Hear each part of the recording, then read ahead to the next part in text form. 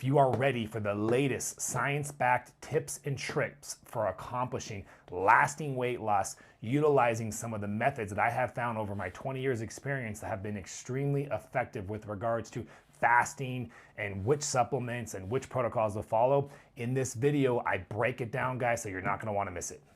Diabetes and obesity are not these chronically irreversible diseases that society seems to act like they are.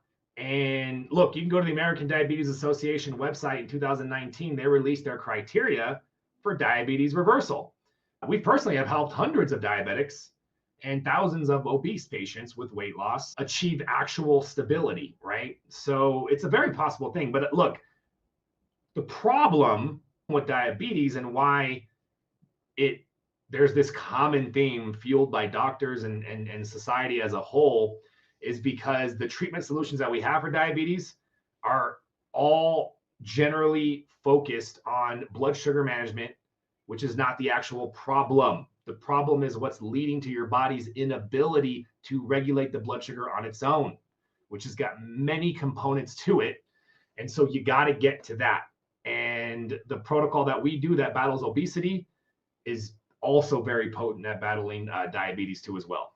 As far as this rapid recurrence of food chatter is because that all the improvements you got that you felt while you were on the meds were just an effect of the meds when you were on them.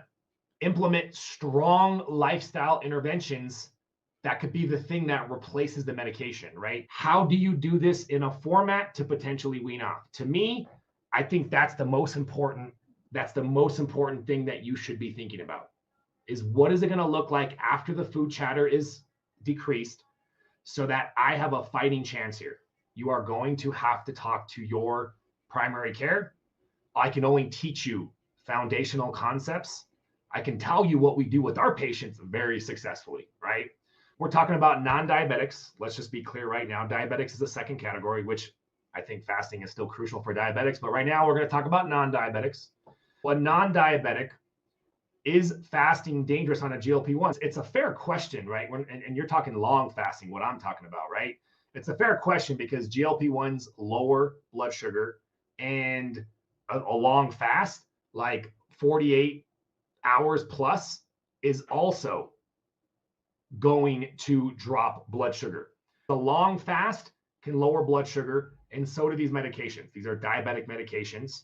So deep fasting, 48 hours, is certainly going to be a powerful stimulus to lower blood sugar. And then also the GLP-1 medications can also lower blood sugar. Of course, if you don't have any blood sugar issues at all, and your blood sugar is not high, and you're fasting for 48 hours, and you're taking these medications, that's a lot of stimulus to push it down. But when you're also healthy, your body also fights back and it manages to keep that blood sugar high. Your body is going to fight tooth and nail before you go hypoglycemic. But it's always a potential possibility. It's one of the big disclaimers we give all of our patients before they start, especially if you're a diabetic. It's not a bad idea to have a continuous blood glucose monitor or a glucose monitor. Also, we educate our patients to understand what hypoglycemia feels like compared to just general slightly lower blood sugar, right? When you start fasting for the first time, and here's the kind of resistance that I want my patients to endure. Here's the kind of resistance that I teach my patients is okay to push yourself through with whatever comfort zone. And then we're going to talk about what symptoms you should stop your fast. So if you feel like you're getting tired, if you feel like you're getting a little foggy, if you feel like you're getting hungry, maybe a little cranky, those are all normal symptoms of your body fighting, right? You're challenging your body. You're putting it through a stressor, okay? I say challenge that within that comfortable range. Once those symptoms start turning into extreme exhaustion, dizziness, like lightheadedness, faintness, it's spinning, delirious, confusion, all of that, you stop your fast immediately and check your blood sugar levels right away. And if it doesn't get better, and eat something right away, get that blood sugar up. If it doesn't get better, you call 911. Any diabetic knows that story. They know what that feels like. If maybe they injected too much insulin, or maybe they injected or taken too many medications. But for non-diabetics, I got to be honest with you, for thousands of patients, I've had one patient go non-diabetic actually experience some real hypoglycemia. And if that happens, all that means is your body is struggling to do its job, right? Your body is not maintaining blood sugar level during that situation of fast and medication. So that particular patient just needs to be patient with their body and not fast as aggressively, and give their body more time to acclimate and improve its own internal machinery. The only way your body gets better, guys, is challenge. I'm sorry. There's no easy way out of anything. The way that your body develops resilience and improves is through the stress of the challenge. There's no way around it. Your muscles grow stronger when you break them down. Your metabolism gets more flexible when you challenge it and put it into a stimulus where it can't burn carbohydrates, aka ketogenic and fasting.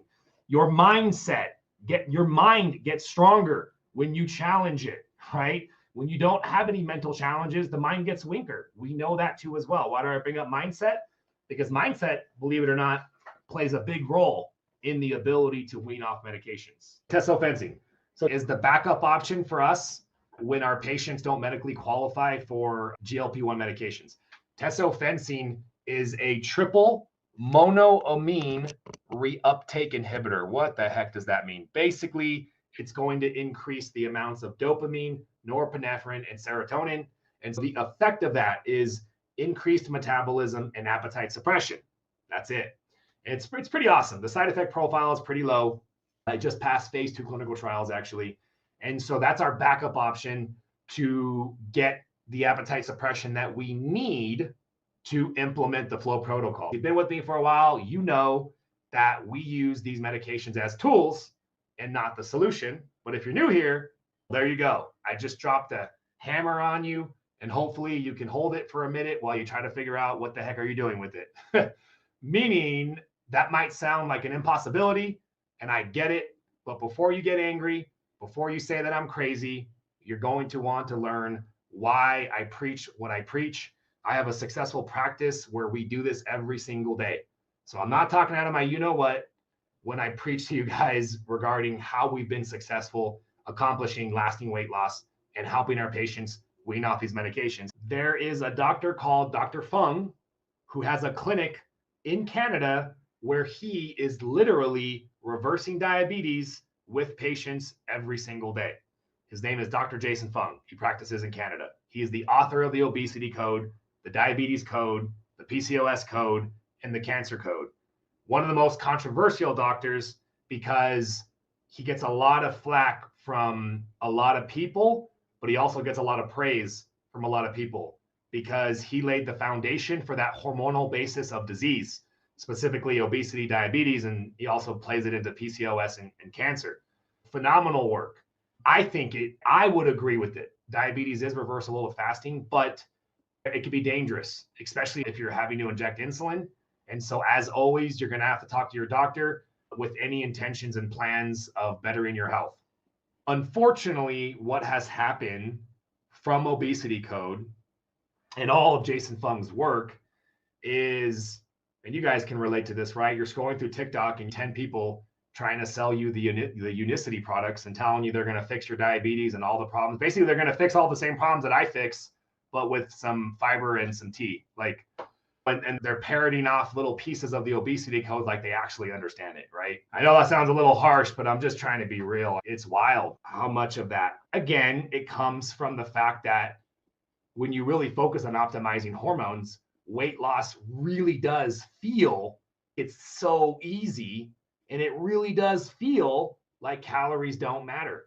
But then you look at the data, there's human randomized control studies that clearly show us and demonstrate when calories are accounted for, it didn't matter whether you lowered your insulin levels by eating lower carbs or fasting or not. It didn't matter.